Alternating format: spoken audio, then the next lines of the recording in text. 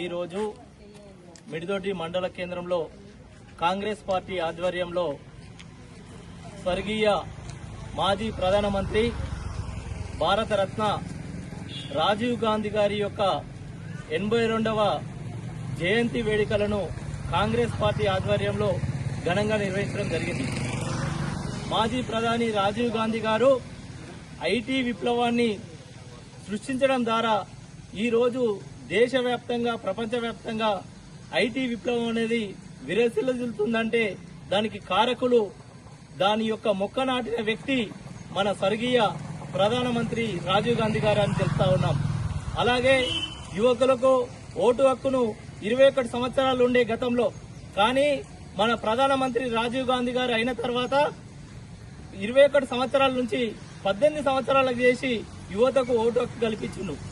అలాగే రాజీవ్ గాంధీ గారు అతి చిన్న వయసులో అంటే 40 సంవత్సరాల వయసులో ఈ దేశ ప్రధానిగా బాధ్యతలు చేపట్టి ఈ దేశ అభివృద్ధికి ఎన్నో రకమైన సేవలు అందించినటువంటి మహోన్నత వ్యక్తి రాజీవ్ గాంధీ అని చెప్పేసి ఈ విధంగా అతని యొక్క సేవలను స్మరించుకుంటూ కాంగ్రెస్ పార్టీ ఆధ్వర్యంలో ఈ రోజు వారి యొక్క జయంతి వేడుకలను ఘనంగా నిర్వహించామని చెప్తూ వారి యొక్క సేవలను తరించుకుంటూ వారి చేసినటువంటి పనులను రాబోయే తరాలలో ప్రజలు గుర్తు చేసుకుంటూ ఆ విధంగా మనం పనిచేయాలని చెప్పేసి ఈ సందర్భంగా తెలియజేస్తా ఉన్నాం.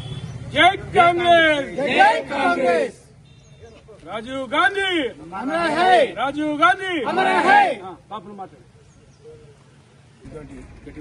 మండల హెడ్క్వార్టర్లో మన మాజీ ప్రధాని రాజీవ్ గాంధీ, మన సోనియమ్మ కుమారుడు ఇందిరాగాంధీ మనుమడు, మరి ఆయన చేసినటువంటి సేవలు మరవలేనివి.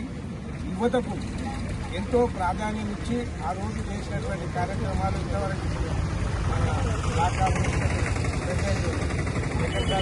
చెప్పినట్టుగా మరి వాళ్ళు మొదటి నుంచి కూడా నెహ్రూ కానీ, తర్వాత ఇందిరా గాంధీ, తర్వాత సోనియా గాంధీ, వాళ్ళు ఎంత ప్రధాని అయినా వాళ్ళ ప్రాణాలు త్యాగం చేసి మన దేశానికి అంకితం చేసేది కాబట్టి మరి వాళ్ళ పూర్తి కోసానికి ఈరోజు ఆ రాజీవ్ గాంధీ మరి చేసినటువంటి కార్యక్రమాలను మనము స్మరించుకుంటూ మరి ఆయన ఈరోజు పుట్టినరోజు కాబట్టి మరి ఘనంగా జరుపుకున్నందుకు చాలా సంతోషము.